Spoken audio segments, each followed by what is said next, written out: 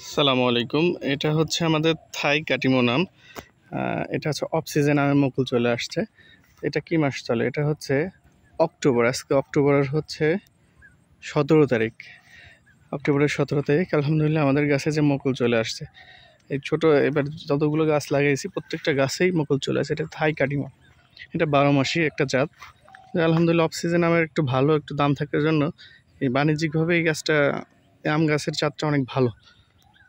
এই যে আমাদের এই সাইডেও আমাদের পেয়ারা বাগানের মধ্যে গাছটা লাগানো হয়।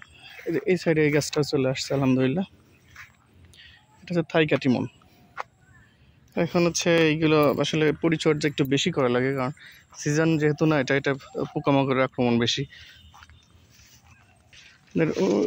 ওই সাইডেও যে একটা এখানে এটা চলে আসছে।